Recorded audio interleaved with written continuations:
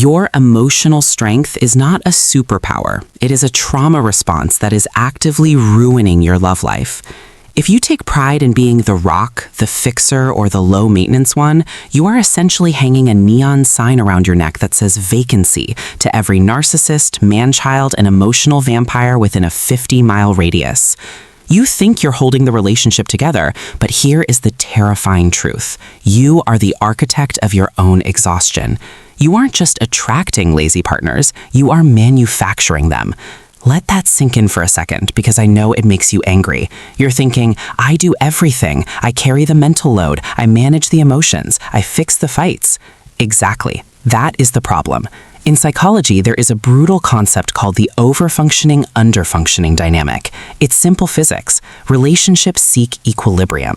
If you function at 150%, your partner must function at 50% just to keep the balance.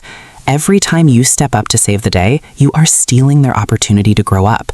You aren't their partner, you've become their parent. And let me tell you, nothing kills desire faster than changing your lover's emotional diapers. But wait, it gets darker. You think you do this because you're kind, right? Because you're capable? Wrong. You do this because it's a drug.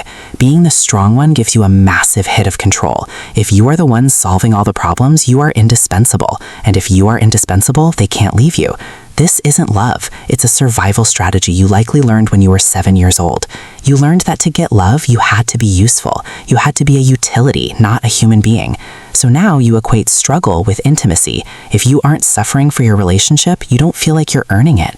Here is where the trap snaps shut. You attract emotionally lazy people because they are the only ones who will let you play this role. A healthy, secure person would look at your martyrdom and say, hey, stop that, let me help.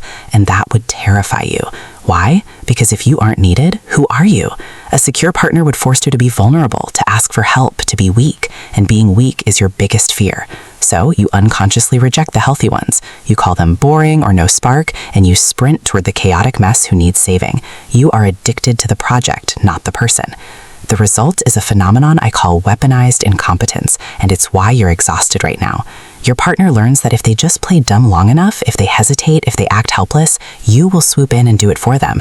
You have trained them to be useless. It's like feeding a stray cat. You feed the incompetence, and the incompetence keeps coming back for dinner. You resent them for not stepping up, but you never actually left any space for them to step into. You filled the vacuum before they even realized it was empty. But here is the crazy part, the part that's going to make you reevaluate every text message you've sent today. The moment you stop, the whole house of cards collapses. This is the crumble test. If you stop managing their emotions, if you stop reminding them of basic responsibilities, if you stop fixing the silence, what happens? Do they step up or do they fall apart and blame you? Most of you are too scared to find out. You keep rowing the boat alone because you're terrified that if you put the oars down, the boat will just sink. And you're right, it might. This is the dark side of your strength. It has made you lonely. You are surrounded by people, yet you are completely isolated because no one actually knows you. They only know the service you provide. You've become a vending machine for emotional stability. People press a button, get what they need, and walk away. You don't get to have bad days. You don't get to crumble. Because if the rock crumbles, everybody dies. That is a crushing weight to carry for a lifetime. So how do you break the curse? You have to do the hardest thing imaginable. You have to let the ball drop. You have to let them fail. You have to let them forget the reservation. Let them miss the deadline. Let them sit in the uncomfortable silence without you rushing in to fill it with jokes or reassurance. It will feel physically painful. Your anxiety will scream at you. But this is the only way to see reality. When you stop over-functioning, you force them to show their hand. They will either rise to meet you, or they will reveal that they were never a partner, just a passenger. And if they are just a passenger, you have to kick them off the bus. You need to stop looking for a project and start looking for a peer. You need to kill the part of you that needs to be needed. Real strength isn't about how much pain you can endure in silence. Real strength is having the courage to be soft, to be taken care of, and to demand a partnership where you don't have to carry the sky on your shoulders. Stop being strong. Start being real.